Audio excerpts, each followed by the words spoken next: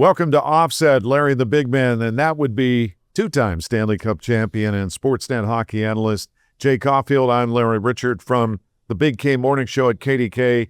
This is Dave Ricchini, back from fresh off the yacht. Epic journey with his bride on a cruise where he was singing like the wedding singer and all that. Can we pull that video up, or are we able to do that? Because we really like the show. Audio's bad. We'll look into that. Literally. Yes. That said, I got a good story for Friday's show, by the way, about Miami Hurricanes. Okay. And from the this cruise. man, you caught a little something on board his ship. You all right? I probably caught it early on the cruise, but I had enough alcohol in me to keep killing the virus, but I stopped. That's where it works. Well, we want to thank One Team Media's Brian Hess and Mark Coddington producing this episode. I want to thank from Odyssey Pittsburgh, Michael Spacciapoli. So if you see Larry leaning to the right and you see me leaning to the left, there's a reason. Okay, right. We know that. And also Dave Rourke, Rourke Automotive Group. Thank you very much for being a title sponsor. And Tom Gross with Henderson Brothers. We're very happy you're a part of what we're doing. Thank you. All right, we've had a day to detox from Monday Night Football at Acrisure. The atmosphere was amazing. Everything seemed to come together. And then it all came unglued in the fourth quarter. And the season's over just like that. Well, Dave, so you've been away. Go ahead, buddy. Let me start. I mean, you heard coming in, the Texans struggled to run the football. And in the regular season, they averaged 3.9 yards a carry, which is the fourth lowest in the NFL. And you saw what happened. And I thought that changed. That drive where they scored the touchdown just changed everything. The defense played well for the most part, but they just got worn down by the running game of the Texans. I mean, I don't know. If you watch the game, I think when Hayward would go out of the lineup, when he wasn't out on the field or whatever, you can watch the game and you can almost see the line. You can see the push that Houston had. That was even up. Second quarter, you could start to see the push. When you see that, when you see moving it back 2 yards, he's getting the minimum. He's going to get 4 yards minimum almost, and he just went from there. They're running back here, so that was tough to watch. And they had Stroud shaken up. You know, they had it rattled, and they couldn't. He was trying to give it. Five fumbles. Five fumbles. They couldn't convert off of the turnovers, and then of course the wheels came off in the fourth quarter. Yeah. You've got a scoop and score, then a pick six, and 24 points given up in the fourth quarter. Yeah. But the game was still winnable, even on the drive where Aaron Rodgers fumbled and they took it in. If they go down and score, obviously they take the lead. It wasn't. I didn't feel like it was over, even though you could feel Houston. You couldn't stop that offense, which was shocking. I didn't feel like you did, Larry. I mean, I know the number said it was close, but Aaron Rodgers wasn't going to have time. And if they didn't, well, we'll get into it with our turning points and things like that. But when the pocket starts collapsing on you, he didn't have that. That's the only part I felt different about that, Larry. I was thinking the same thing, like probably everybody else in the city of Pittsburgh or any Steeler fan across the country. Like, you're watching, you can just see it start to squeeze in on him. It makes it difficult. It makes it tough. So there you go. Well, let's talk about the turning point. Yeah. What do you think it was that in your mind you probably were thinking about, that's the turning point? Yeah, the DK Metcalf drop. Yes. As soon as that happened. Early. Because you know what? And you heard Aaron Rodgers, you heard the guys talk about it. You're not going to get many great looks or good opportunities. That, I believe it would have almost been, and you said it a little off air a little bit ago, Larry, close to field goal position right there. And I think Boswell was going to be dialed in with that anyway. That was tough because he had two plays. He was running hard. You could see he was angry runs when he caught the ball. That drop took the wind almost. You could almost go, it was 1:11 left in the first quarter when that happened. They punt, and then was it a 92-yard drive? Followed it. The second quarter, they were winning 3-0 at the time. They get down, they get some points. That drop was tough because look, it almost. I don't even think he went back to Metcalf till late in the game. That doesn't mean maybe it was the second half. Yeah. Yeah. So for me, it was the drop. I know there was a lot of things. I had Sawyer's play first. That was maybe going to be a turning point. That drop for me was it. How about you, Dave? See, I agree with you. I thought that as long as that game was a one-possession game, you felt that Aaron Rodgers had a chance to do something special. Did you really think I did. that? I did, because even I'm not saying Aaron before- Rodgers. I'm saying there's no way. The pocket was squeezing more and more every time. He wouldn't have had. He had a. I didn't feel that at all. I mean, I think when it got away, 7-6. Yeah, I mean, because you get in maybe field goal, but when they made it a little, when they stretched it, it was difficult. They were in the midfield before the sack fumble touchdown. But anyhow, before Jay interrupted me, Larry, I did interrupt you because I didn't feel that. My turning point was it's 7-6 at half. It's 7-6 going into the fourth quarter. Texans have a 3rd and 15 at their own 18, and Stroud hits Christian Kirk for the long pass, which again sets them up for the field goal and makes it okay, they're down 4 now. That was reminiscent of Zay Flowers a week ago, being so wide open. They had Stroud dead to rights. You're right. That just was. Let me ask you guys a question. What offense was generated after the Metcalf drop? How many yards did they get? They got mop-up yards at the end. The Steelers literally got virtually nothing from that point on. Correct. Like nothing. It flipped. It flipped. You could have had Houston chasing the game. You got the ball in perfect. You got in great territory outside of the pick. They had 90 yards to go. The shorter field, but the fumbles.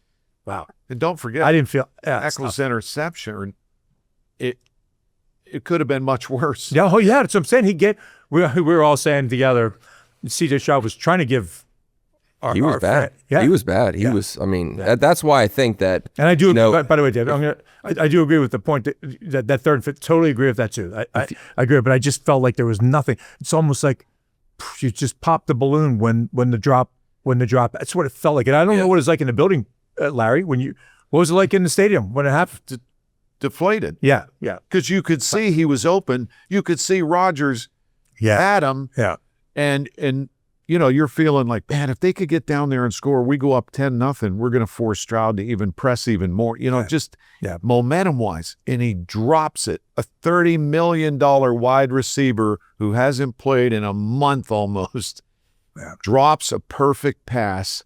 It deflated everybody in that moment. By the way, ironic that Christian Kirk, 8 for 144, was one of the guys the Steelers almost acquired at the trade deadline last year. He broke his collarbone when he's with the Jaguars. Trade never happened. Is he coming up though? We'll find that out. Yeah, I'd have to look. You can dive in that a little bit, Dave. But yeah, I know. How about that? The day he had. So let's go back. What was your? It was the Metcalf. Okay.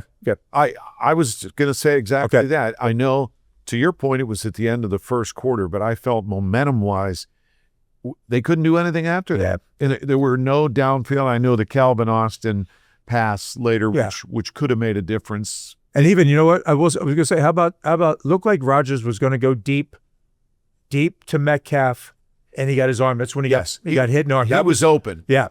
That was one that he was going to go back to him. And he got hit. It was squeeze. I know. Tough. Okay. All right. This leads us to go back. And Dave, even though you were sick and couldn't be here, we took the liberty saying, what would Dave say? Dave's going to go, I think Houston's going to establish a run. 17-14, we picked for you, but you picked Houston. Jay and I had the Steelers. Jay, closer game, 19-17. I was 24-21.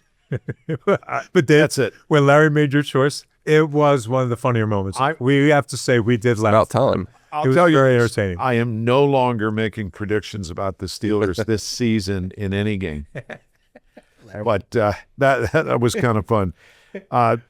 That said, what an end to Wild Card Weekend. I mean, the Steelers game turned out to be a blowout, but almost every other game was back and forth. And how about the collapse of the Packers? And then after the game, the Bears grating cheese. How about the coach running by? How about listen? What a jerk. Yeah, that was LaFleur. Yeah. Ben Johnson. No, Ben Johnson ran by LaFleur. Yes. Yeah. And it looked like LaFleur. Hey, look, whatever they got going on, a little animosity, but that was a little bit. Sure. almost like act like you've been there a little bit before, right? He hasn't. He hasn't. Oh no, but I mean, he's a head coach. Yeah. He's a head coach, and he's with Detroit and the years before. Totally get it. But act like you got to act like. I'm not saying not be excited about what went on, but if, Well, they I don't scored know. 25 I think points if you, in the fourth quarter to win. He should have just come over and just, Hey, man, you know, whatever. you don't have to spend a lot of time, but don't just give him a hand Because slap. I don't think LaFleur has said something. Maybe we don't know. Maybe there's something deep-seated hatred somewhere going on. But I don't think LaFleur's he didn't make comments about Chicago. That guy, Johnson made comments as soon as he got. What they all do every time they get to Chicago wants to beat Green Bay. I totally get it. There's some good part of it for the fan base, but to me, I did say, and Dave, that's a really good point. He hasn't been there before. That's right. But you got a head job. You're sitting there. You look like an idiot when you run around like falling over on the ground and like cheap, whatever. I didn't have much time for it, but good game, great game. Whoa, it was a big game. We're not stepping into the big man. No, it was good. It was close. It was close. I almost ticked in there. But the Green Bay one, yeah, that was. Oh, we'll get it. But do we do our Yinzer Dog of the week? Is there one? I mean, I have a couple. Though. I have two names. I have two names too, but I'll let you go first.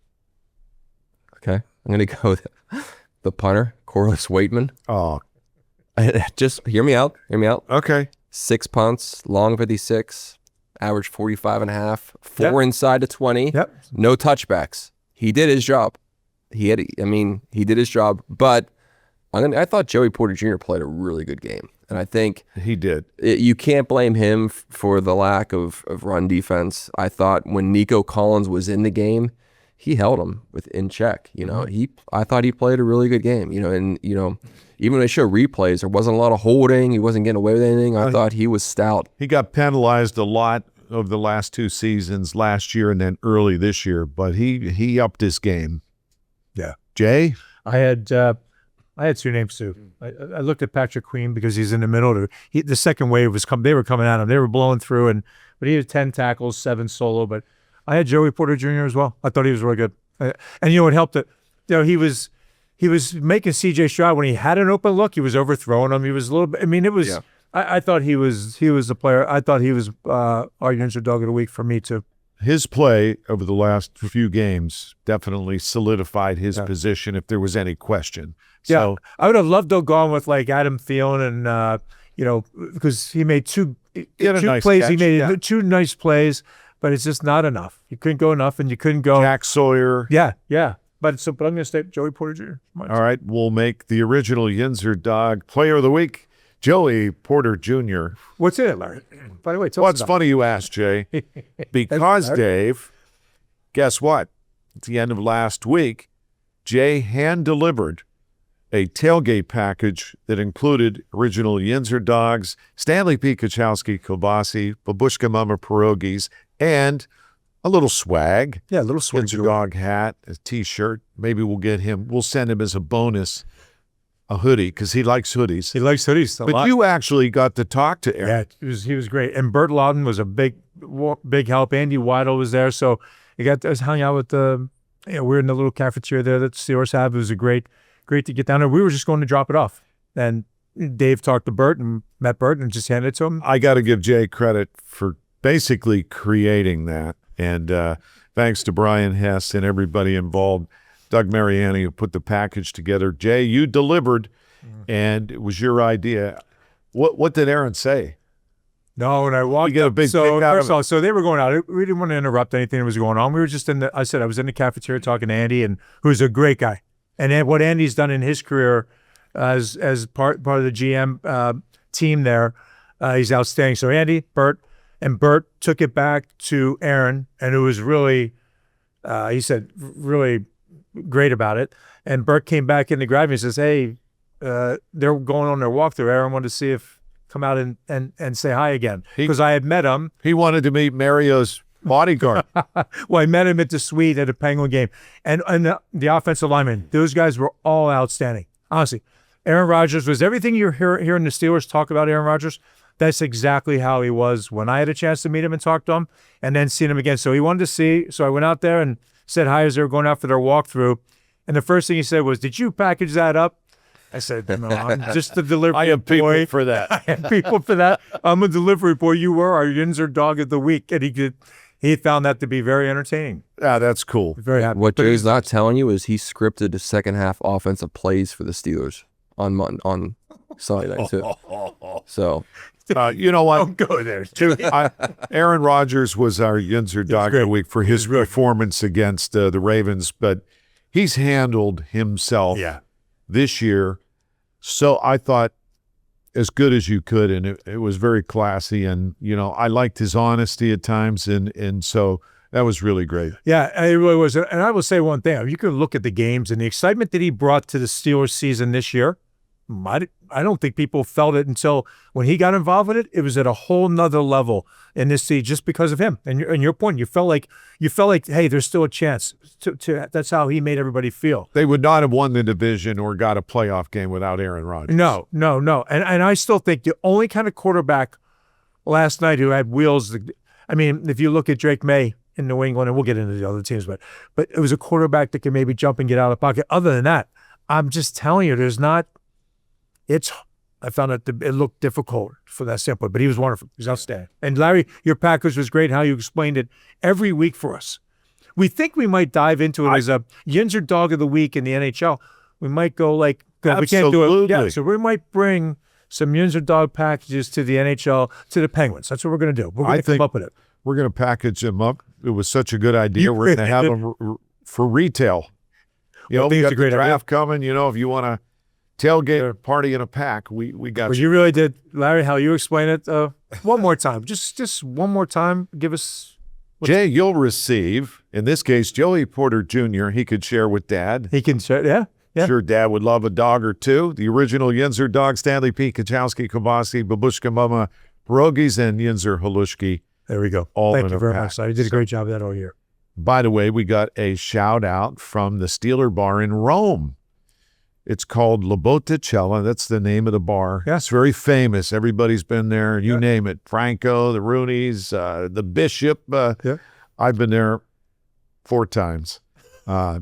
Giovanni Poggi is the owner, and so won't be able to watch a Steeler game the rest of the season, but a shout out to Giovanni in Roma, and we should send him a Yinzer Dog tailgate package. That said, hey, before we move on to the blind side, just how about the games over the weekend? We mentioned Bears and Packers, but how about the Bills? it was outstanding theater.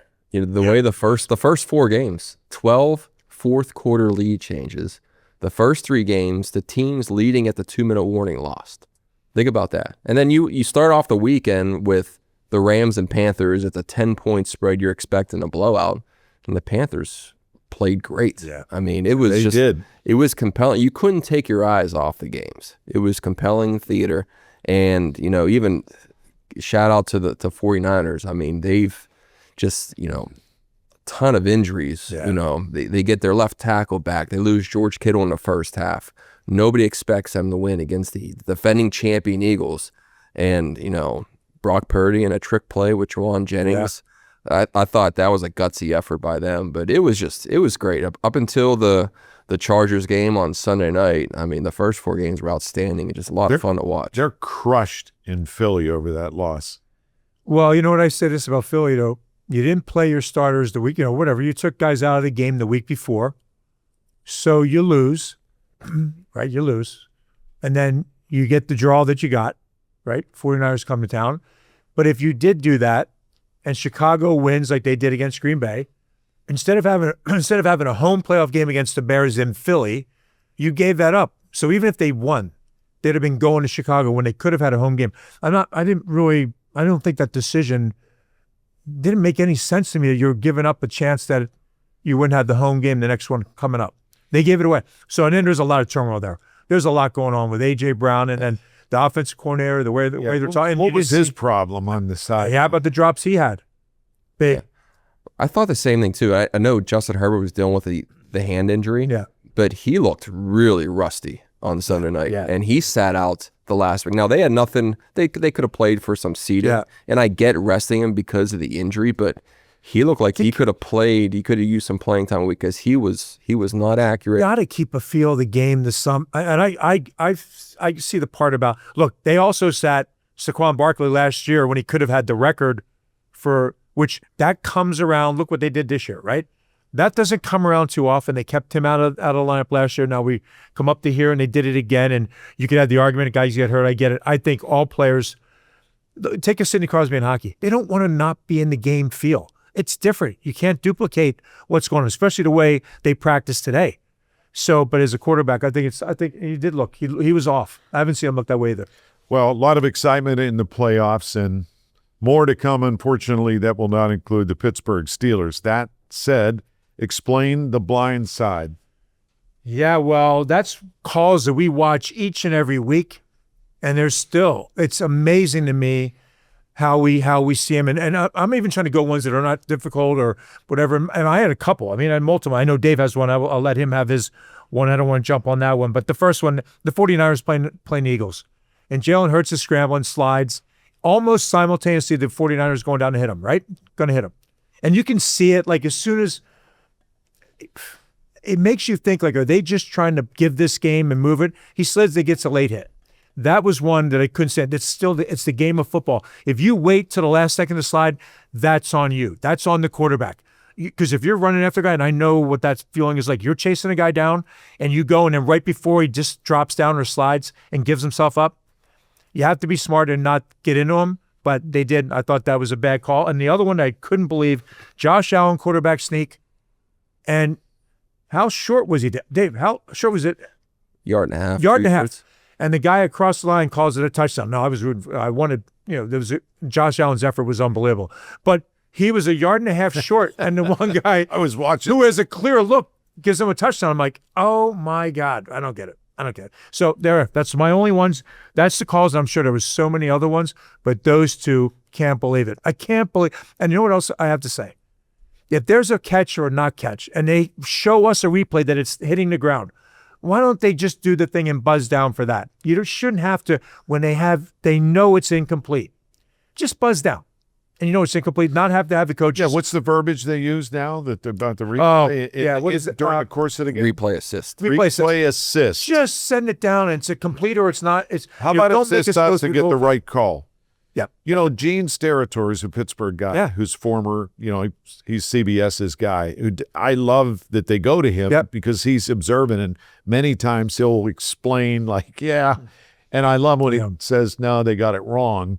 He's created a cottage industry just for the calls and the bad calls. We might have to get Gene on our... Gene would be a great guest. Yeah, we're going to have to get Gene. He can tell stories. What's cool about Gene is, as an official, he could tell you backstories of famous plays that you remember, and he'll go, and behind the scenes. So, we'll hassle him. We'll have to reach out. Big time basketball, too, NCAA, right? Oh, yeah. Yeah. He's got both sides. Great guy. Yep. So there you go. That's my two, and it's not as blatant as other ones, but I thought the two that I was shocked that the one guy signaled a touchdown when Josh Allen was clearly way short. And if it came down to it, that's a tough. Mine's along the same lines of just get it right. And I'm going to go to the Chargers game on Sunday night. Ugly first half. Chargers, listen, they didn't deserve to win that game, but they had the ball late in the half. Game tied at 3. LA was getting the ball to start the second half, and Chargers are at their own 35. Herbert drops back to pass, gets sacked, and gets clubbed in the head. Now, as much attention as they pay to, is the defender diving at the quarterback's knees? Is he making how many times you see it this weekend of a guy getting hit in the head? Yeah. Rodgers got hit on one of the sacks last night, and they didn't call it. Yeah. Just be consistent. If again, replay assist, if you're trying to protect the quarterback, if a quarterback's getting hit in the head, especially with all the concussion protocols and buzzing down and saying so-and-so, then let's get the calls right. And that, again, that puts them in field goal range or puts them in midfield, a chance to take a 6-3 lead. It affected the game. It did. We'll do a special edition of Offset, just blindside with Gene Steratore. I think we should. Former That'd be great. NFL official. All right, that said, how about Offset's bad beats? Explain, Dave. Well, bad beats whenever you have a wager on a game and you think that you're sitting there pretty and it's going to be a win one side or the other, whether it's the over, the under, or the spread on the game, and then something just goes sideways. And for me, there was the one game when you allow 25 points in the fourth quarter. If you were a Packers bettor on Saturday night. Oh. And they were a small favorite. They were -1, 1.5. So you were in command the entire game. Even Bears come back, then the Packers score to take an 11-point lead, miss an extra point, by the way. Brandon McManus, 2 missed field goals and an extra point. But take an 11-point lead, and then you have Caleb Williams facing a 4th and long from his own territory, and he makes that pass to Rome Odunze for the first down. Again, if we were doing turning points of that game, I mean, at that point, you could just see the Packers were deflated. But just, if you have a 21-3 lead at the half, getting the ball in the second half, and then have an 11-point lead with 5.5 minutes to go, you're expected to win that game. That was my bad beat. Well, I had the same game, and I wrote down I had the same game. It was 27-16 with 6:36 left in the game. And all you're thinking is, okay, I'm giving 1.5. I'm giving 1.5. What are the scenarios? Okay, so they go from 27-16, right, to 27-24. Of course, they get the 2-point conversion. No problem. I'm still okay, but I didn't feel it, right? You didn't feel it. Then you go that was at 4:18, and then obviously we see they end up on the downside, right? They end up giving it away, and it's 31-27, game over. But you had it every time for anybody that was given the 1.5. You're sitting there going, okay, what can happen? What's this? Every time there's a missed extra point, you immediately calculate, like, where am I going to get burned on this one? And then when he hooked the one left, I don't think he was allowed back on the flight to go back to Green Bay. That was a tough one. But that was I thought it was kind of after the game, they're grating cheese. Oh, that's that grunt. No, yeah. That's tough. I'm sure that'll linger. All right. Yeah. We're also next time going to talk with Pierre McGuire about what's going on with the Pens. Yeah. Dave Ricchini, I'm glad you're still recovering from whatever it was you got on that cruise ship. Truly, though, Dave did send us a video of him serenading his wife from a karaoke night on a cruise ship. It was our wedding song. Oh, well. That's what it was. It was our first dance. I wish we had time to bring it. Softy. That's very, Dave, you didn't put that in the text to us. If we'd have known that, we wouldn't have been making comments back to you. It would have been only all positive. There are some good comments, though. They were good. Yeah. Dave Ricchini from the Love Boat. Thank you, David. That was very good. That was good. Very nice. And your wife, I'm sure she appreciated it. She did it. Yeah, anyway. I got an idea, though. If you want to remember the glory days, Curtain Call is coming up. Stage AE, that'll be Saturday, January 24th at 7 o'clock. This is the 50th anniversary of Super Bowl 10. Awesome. And they're gathering. They got Mean Joe coming, Jack Ham, Rocky Blyer, Randy Grossman, John Kolb, and many more. It's a great night to kind of reminisce and get the backstories to another Steelers Super Bowl victory. Again, that's January 24th at 7 o'clock at Stage AE. Curtain Call. That said, this is our Curtain Call. We want to thank One Team Media, Brian Hess, and producing Mark Coddington, and from Odyssey Pittsburgh, my employer, KDKA, Michael Spacciapoli. Also, Dave Rourke, the Rourke Automotive Group, lifetime state inspections, lifetime oil change, engine warranties. Thanks so much, Dave, for joining us, and also Tom Grealish with Henderson Brothers, both of them title sponsors, and we really appreciate their friendship. And jumping in and being a part of what we're doing, Larry. Yeah, Henderson Brothers, experience the power of partnership, hendersonbrothers.com. That said, we want to thank you. We'll see you next time. That's Offset, Larry and the Big Man, and that's a wrap.